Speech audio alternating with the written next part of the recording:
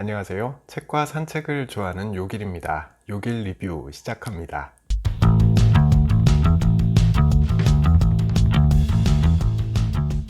네, 오늘 소개해드릴 책은요. 이번 달은 뉴요커입니다. 홍세림 씨가 썼습니다.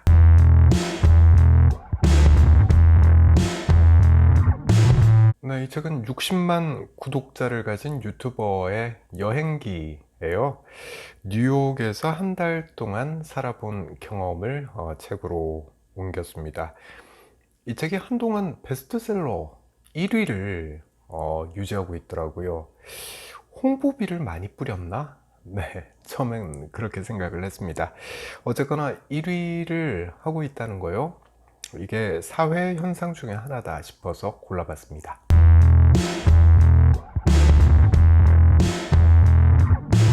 홍세림 씨, 저자가 홍세림 씨인데 저는 이번에 처음 알았어요. 상당히 유명한 유튜버더라고요. 셀메 3이라는 채널을 운영하고 있습니다. 이름이 세림이니까 샘 발음도 힘드네요. 셀메 3 이렇게 부르는 것 같아요. 여행을 포함해서 메이크업이나 요리 같은 일상생활 전반을 다 보여주는 그런 채널입니다. 이런 채널 상당히 많죠. 자기 생활 전반을 다 보여주는. 홍세림 씨는 이게 직업이 돼버린 거죠. 어떤 인물인지 궁금한데 책의 바이오는 그렇게 상세하지가 않아요. 그래서 검색을 좀 해봤더니만 1994년생이고요. 홍익대학교 미대생이었습니다. 도예 유리과를 다녔고요. 2018년에 졸업했습니다. 대학생일 때 이미 유튜브를 시작했다고 하죠. 채널에 들어가 봤는데 말도 잘하고 얼굴도 예쁘고요. 게다가 구독자가 이렇게 많다는 거, 이건 채널 관리를 아주 열심히 한다라는 뜻이 되는 거죠. 그냥 열심히 한다라는 말로는 좀 부족한 것 같고 매우 잘한다라고 표현을 해야 할 것 같아요. 그러니까 팬덤이 형성이 되는 거겠죠. 출판사에서 책 한번 내보자 라는 제안을 할 만하다라는 생각이 들었습니다.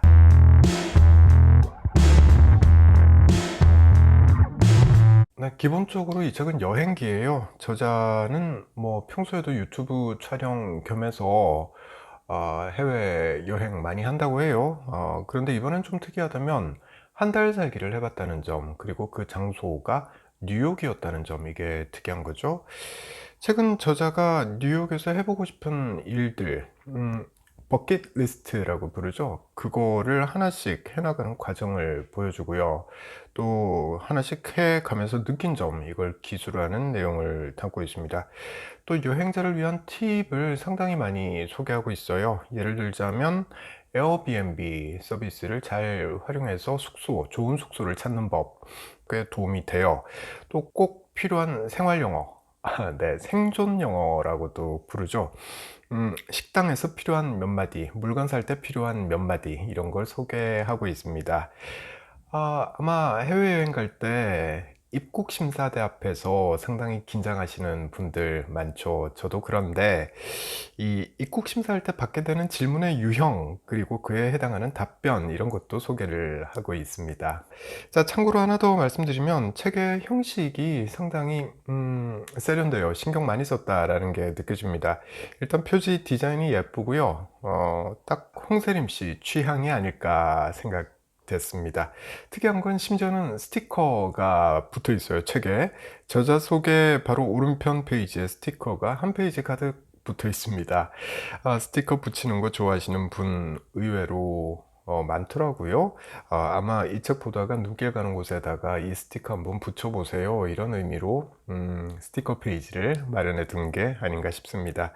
취향이니까요. 존중해야 되겠죠? 자, 그리고 책 마지막 부분에 보면 일정표도 인쇄가 되어 있습니다. 이 책을 읽고 나서 만약에 한 달 살기 이런 거를 해보고 싶다면 여기다가 한번 해보세요, 이런 의미인 것 같습니다. 이렇게 소소한 재미가 가득한 책입니다.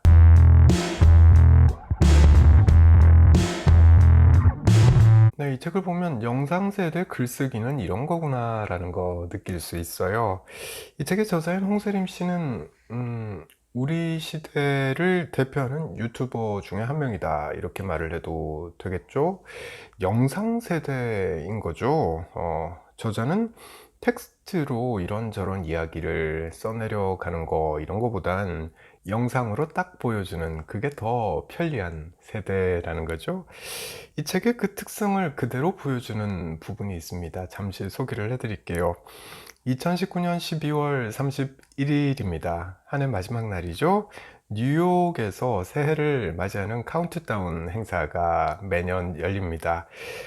저자는 친구들과 함께 행사 현장인 타임스퀘어에 가게 돼요. 여기는 워낙에 사람이 많이 붐비기 때문에 일찍 가야 되죠. 그래서 저자도 오후 1시에 현장에 도착해서 자리를 잡습니다. 오후 1시니까 밤 12시까지 무려 11시간을 기다려야 되는 거죠. 자, 그렇게 오래 기다리고 나서 드디어 순간이 왔습니다. 카운트다운을 시작을 해요. 10, 9, 8, 7 이렇게 쭉 해서 3, 2, 1 해피 뉴 이어 이렇게 전부 다 외치죠. 바로 그 순간에 저자는 감정이 벅차올라서 눈물이 터질 것 같았다. 네, 이렇게 말을 합니다.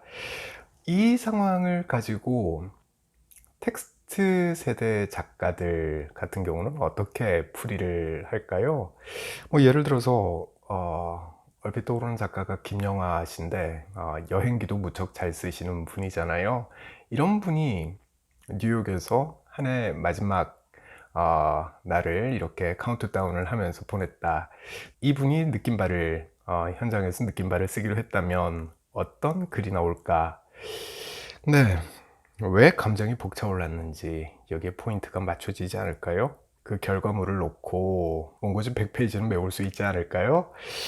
자, 그런데 이 책의 저자 홍세림 씨는요, 텍스트 세대 작가들이 원고지 수십 장 혹은 100장 가량을 메울 수 있는 분량의 그 감정이 벅차올랐던 순간을 달랑 두 문단으로 끝을 냅니다.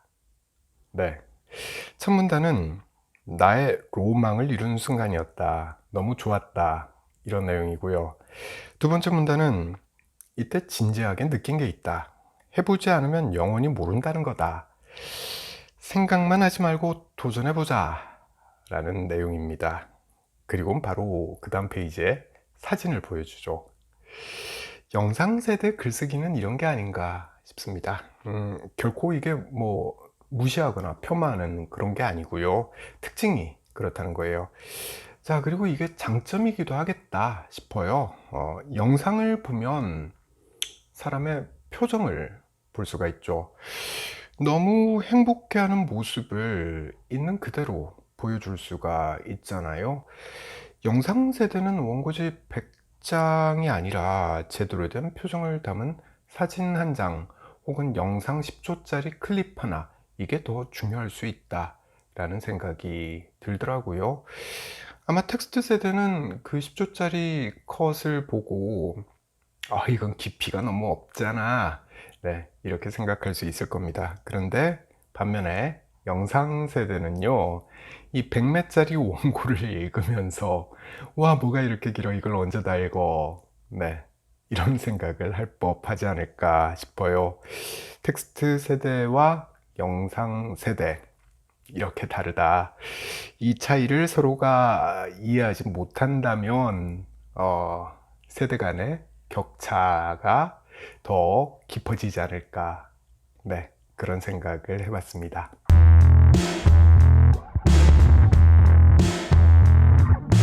네, 혹시 오해하실까봐 말씀드릴 게 있는데요. 제가 홍세림 씨가 쓴 책을 가볍다거나 읽을 게 없다거나 이렇게 폄하하는 게 절대 아니에요. 이 책을 보면 유튜브로 하지 못했을 법한 그런 이야기가 책의 뒷면으로 갈수록 하나씩 하나씩 나옵니다. 이런 걸 홍세림 씨의 팬들이 보게 되면 저자와 좀 더 가까워지는 그런 느낌을 분명히 느끼게 되지 않을까 싶어요. 예를 들자면 쉼없이 달려온 저자의 고충을 이 책에서는 읽을 수가 있습니다. 잠시 읽어볼게요. 더 잘하기 위해서 쉬는 시간 없이 달려왔다. 뭘 하고 싶은지 취미가 뭔지도 모르던 시절을 거쳐 어느새 일이 취미가 되어버린 나를 발견했다. 하지만 어쩔 수 없었다. 이미 쉬는 시간 없이 일하는 것에 익숙해지다 보니 어쩌다 짬이 생겨도 더 많은 일을 해야 한다는 압박감에 쉬지 못했다. 네, 홍세림 씨는 23세 때부터 유튜브를 시작을 했다고 하죠. 이후에 이 책을 쓴 시점이 2020년이니까요. 지난 4년 동안 단 한 번도 어기지 않고 일주일에 최소한 한 번은 동영상을 업로드 했다고 합니다. 상당히 지쳐 있을 것 같아요. 그런데 젊으니까 아직까지 버티는 거 아닌가 싶어요. 저자는 어쩌다가 하루를 일 안 하고 쉴 수 있는 그런 하루가 있어도 이걸 그냥 쉬지를 못하고 아무것도 안 하는 날, 네, 그런 식의 제목을 잡아서 영상을 만들었다고 하죠. 이쯤 되면 홍세림 씨는 가벼운 강박 증세가 있는 게 아닐까라고 생각을 해봐도 되지 않을까 싶어요. 뉴욕에서도 그랬다고 합니다. 출발하기 전에 뉴욕에 가서는 꼭 하루 정도는 기필코 아무 일도 안 하고 그냥 쉬기만 해야지. 네, 이런 생각하면서 비행기를 탔다는 거죠. 그런데 그렇게 하지 못했다는 거죠. 자, 저자는 이렇게 말합니다. 잠깐 쉬어간다고 해서 뒤처지는 것은 아니다. 하루쯤 아무것도 안 한다고 해서 큰일 나는 것도 아니다. 열심히 나의 길을 가기 위해서는 반드시 충전의 시간도 필요하다. 사실 난 이 말들을 누구보다 나 자신에게 해주고 싶었다. 정말 아무것도 안 하고 하루쯤 푹 쉬라고 말이다. 네, 홍세림 씨가 이 말 스스로가 지킬 수 있었으면 좋겠다 싶습니다.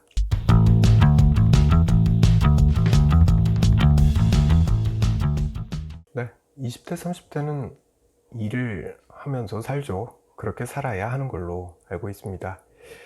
젊으니까 자신이 지쳐가는 걸 모르고 버티는 거죠. 자, 그러다가 번아웃 될 수 있죠.